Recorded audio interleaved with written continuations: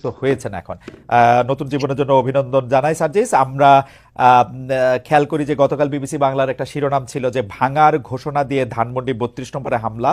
তার আগেই আপনার সহকর্মী সহযোদ্ধাও আমরা এরকম বলতে পারি জনাব Hasnat Abdullah verified Facebook ID থেকে পোস্ট করেছিলেন আজ রাতে বাংলাদেশে ফেসিবাদের তীর্থভূমি মুক্ত হবে। আপনাদের সহকর্মী সমন্বয়ক ও সরকারি উপদেষ্টা আসিফ মাহমুদ সজীব ভুঁইয়া গতকাল ফেসবুকে পোস্ট করেছেন উৎসব হোক। আগেই ভগ্নস্তূপ হয়ে থাকা ৩২ নম্বরে বাড়ি ধূলিসাৎ করা যখন শেষ দিকে, তখন আপনার ফেসবুক পোস্ট আবু জাহেলের বাড়ি এখন পাবলিক টয়লেট। আপনার আগে আবার উপদেষ্টা মাহফুজ আলম ফেসবুক পোস্টে ভাঙার চেয়ে গড়ার দিকে মনোযোগ দেওয়ার আহ্বান জানিয়েছেন।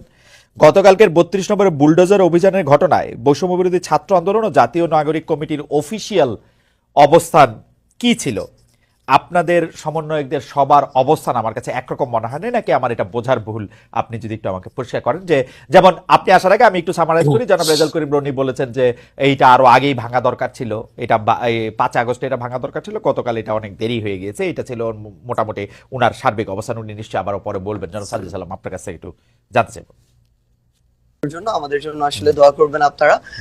আমি যদি বলি আমাদের জায়গা থেকে যে এক্ষেত্রে বৈষম্য বিরোধী ছাত্র আন্দোলন কিংবা জাতীয় নাগরিক কমিটি তাদের জায়গা থেকে যে স্পেসিফিক এই বিষয়ে একটা কোনো অফিসিয়াল স্টেটমেন্ট ছিল বা কোনো একটা অবস্থান ছিল, ব্যাপারটি এরকম ছিল না। ব্যাপারটি ছিল এই যে তীব্র একটা ক্ষোভ। ভাই যে কথাটি বলেছেন সেই জায়গায় আমি সম্পূর্ণ একমত। এই বিষয়গুলো শুধু এটা নয়, আরো এরকম অনেক তীর্থভূমি রয়েছে আসলে, যেগুলো যে চূড়ান্ত যে আমাদের এই পুরো বাংলাদেশের মানুষের যে ক্ষোভ বা এই বহিঃপ্রকাশ, এটা আসলে ৫ই অগস্ট কিংবা ৬ আগস্ট ওই সময়ে হওয়ার কথা ছিল, হওয়া উচিত ছিল। এটা আসলে অনেক দেরি হয়ে গিয়েছে।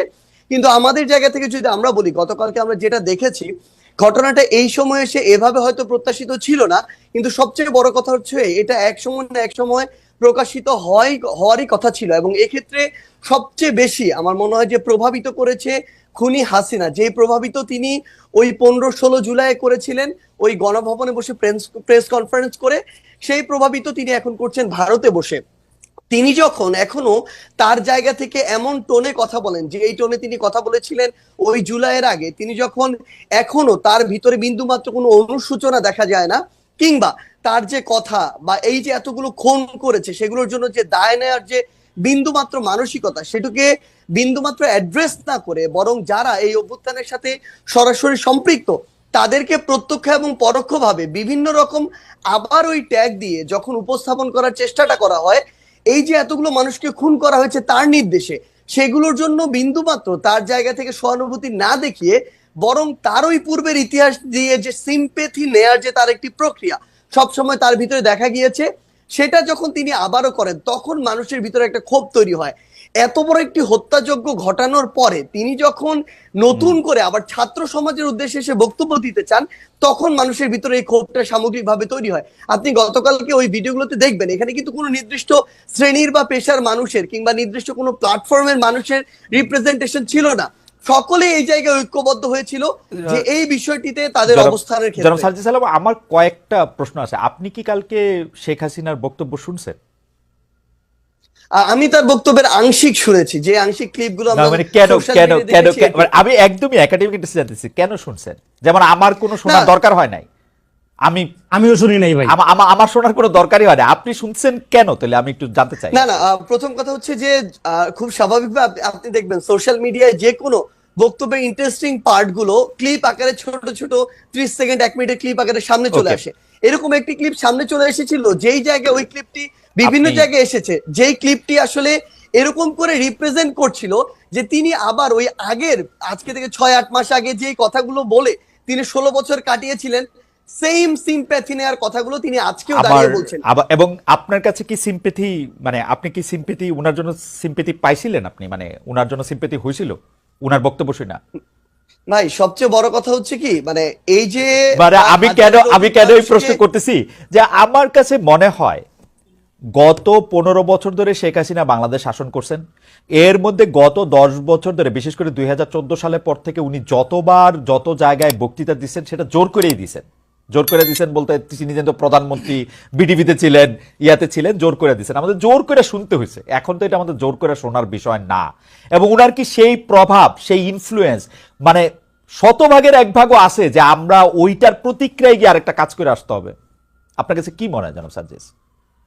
না দেখুন, সবচেয়ে বড় কথা হচ্ছে যে আমরা আমাদের জায়গা থেকে, মানে কেউ এটা ব্যক্তিগত জায়গা থেকে গিয়ে এই বিষয়টি করেছে এরকম না। মানুষ হয়তো বা মানুষের ভিতর আমার মনে হয় এখন এই বিষয়টি কাজ করছে যে আমাদের আসলে যেই কাজগুলো 5ই অগস্ট বা ওই সময়টাতে করা দরকার ছিল, যেগুলো এখন আমাদের জায়গা থেকে বাকি রয়ে গিয়েছে, মানুষের এই ক্ষোভটা সামগ্রিকভাবে শুধুমাত্র ওই হাসিনা বক্তব্য দিচ্ছে এই জন্য তৈরি হচ্ছে, ব্যাপারটা এরকম না। এই ক্ষোভের কিছু অংশ আমি যদি বলি একদম ফ্র্যাঙ্কলি অন্তর্বর্তীকালীন সরকারের উপরেও আছে। এই অন্তর্বর্তীকালীন সরকার তাদের জায়গা থেকে এই খুনি যারা ছিল, যারা সরাসরি এই খুনগুলোর সাথে জড়িত, ছাত্রলীগ, আওয়ামী লীগ, যুবলীগের ক্যাডাররা বা কিছু কিছু পুলিশ সদস্য, যাদেরকে আসলে গ্রেফতার করে বিচারের আওতায় আনার কথা ছিল, দৃশ্যমান এরকম একটা বিচার আমাদের দেখার কথা ছিল, সেটি যখন দেখছে না, মানুষের ভিতরে একটা ক্ষোভের উদ্গীরণ হচ্ছে। যখন দেখছে ছাত্রলীগ, যুবলীগ, আওয়ামী লীগের ওই ওই সদস্যরাই বিভিন্ন ভাবে বিভিন্ন দলের সাথে এখন যুক্ত হচ্ছে এবং আশ্রয় প্রশ্রয়ে তাদের চোখের সামনে দিয়ে হাঁটছে, তখন এই মানুষগুলোর ভিতরে আরেকটা ক্ষোভ তৈরি হচ্ছে। তখন এই মানুষগুলো এই সামগ্রিক ক্ষোভের একটি, আমার মনে হয় নতুন এখানে একটা ওকেশন পেয়েছিল, যে ওকেশনে গিয়ে অ্যাটেন্ড করে নিজের এই ক্ষোভটির উদ্গীরণ করেছে মানুষ। এইটা কি এরকম হইতে পারে জনাব সার্জিস আলম? ধরেন শেখ হাসিনার উপরে তো আপনার কন্ট্রোল নাই, আমারও কন্ট্রোল নাই। শেখ হাসিনা আরেকটা বক্তৃতা দিল, তারপরে গিয়ে কোন বাড়িটা ভাঙবেন? না দেখুন, এখানে শেখ হাসিনা অসংখ্য বক্তৃতা দিক আর একটা বক্তৃতা দিক, সেটা ফ্যাক্ট না। তবে মানুষের ভিতরে এই যে ক্ষোভ, যেই ক্ষোভটা আসলে মানুষের একটা ভিতরে 5ই অগস্টের পরে, যে কথাটি গতকালকে আমরা দেখলাম যে আমাদের উপদেষ্টা মাহফুজ ভাই যিনি রয়েছেন তিনি বলেছিলেন যে মানুষ ভাঙাটা এক পাশে রেখে গড়ার দিকে মনোযোগ দিচ্ছিলেন, কিন্তু মানুষ যখন দেখছিলেন তার যেটুকু ন্যূনতম চাওয়া, ওই চাওয়াটুকু বিচারের ক্ষেত্রে হোক বা অন্যান্য পলিটিক্যাল স্পেয়ারে হোক, যেটা মানুষ এক্সপেক্ট করে, ওইটুকু যখন প্রত্যাশিত অনুযায়ী পাচ্ছে না, তখন মানুষের এই ক্ষোভের উদ্গীরণটা বিভিন্ন কারণে হচ্ছে এবং ঘটছে। এবং সবচেয়ে গুরুত্বপূর্ণ বিষয় হচ্ছে শেখ হাসিনা আগামীতে, আমি ধরে নিচ্ছি 1 মাস পর কোনো বক্তব্য দিলেনও না, কিন্তু আজকে থেকে 2, 3, 4 মাস পরে আমরা যদি এই দৃশ্যমান শহীদ পরিবারের কিংবা যারা আমাদের আহত যোদ্ধারা রয়েছেন তাদের এই রক্তের বিচারগুলো দৃশ্যমান না দেখি, দেখবেন শেখ হাসিনার বক্তব্য দেয়া লাগবে না, আমরা শহীদ পরিবার কিংবা আহতদেরকে সাথে নিয়ে হয়তোবা এরকম রাস্তায় আমাদেরকে নিয়ে নেমে যেতে হবে এরকম একটা দৃশ্যমান বিচারের জন্য। তো এই জায়গাটা শুধুমাত্র শেখ হাসিনা দৃশ্যমান বিচার করার জন্য আপনারা আওয়ামী লীগের স্থাপনাগুলি বা আওয়ামী লীগের সাথে জড়িত জিনিসগুলি গিয়ে আপনারা ভাঙবেন। এটা আওয়ামী লীগ না, সবচেয়ে বড় কথা হচ্ছে কি, দেখেন আওয়ামী লীগ বলে এমন কিছু এখানে বিষয়কে নিয়ে আসা হচ্ছে। আওয়ামী লীগের সবাই, আমরা যে স্পষ্ট করে বলি, আওয়ামী লীগের যে মানুষগুলো এই বিষয়গুলোর সাথে জড়িত ছিল, হত্যাযজ্ঞের সাথে, খুনের সাথে, ফ্যাসিজমের সাথে, স্বৈরাচারের সাথে, এবং তারা যেগুলোকে সিম্বল, এক প্রকার উপাসনালয় হিসেবে তৈরি করে সিম্বলাইজ করে এতদিনের রাজনীতিটা করেছে, মানুষের ক্ষোভ ওই জায়গায়। বাংলাদেশে আমি ধরে নিচ্ছি 20% মানুষ আওয়ামী লীগের সমর্থক ছিল, কই বাকি বাড়িগুলোতে তো গিয়ে হামলা করা হয়নি, ওই সমর্থকদের বাড়িতে গিয়ে কিন্তু হামলা করা হয়নি, কিন্তু এই ধানমন্ডি 32, ওই গণভবন কিংবা এই যে বিভিন্ন ভবনগুলোকে কেন্দ্র করে পুরো একটা উপাসনালয় হিসেবে প্রেজেন্ট করে এই যে রাজনীতি করা হয়েছে, মানুষের ক্ষোভটা ওই জায়গায়। এবং এটা স্পেসিফিক ভাবে দল হিসেবে আওয়ামী লীগ নয়, বরং স্পেসিফিক ভাবে কিছু প্রতিষ্ঠান বা উপাদান যেগুলোকে সামনে রেখে এতদিন আওয়ামী লীগ এই অত্যাচার নিপীড়নের রাজনীতি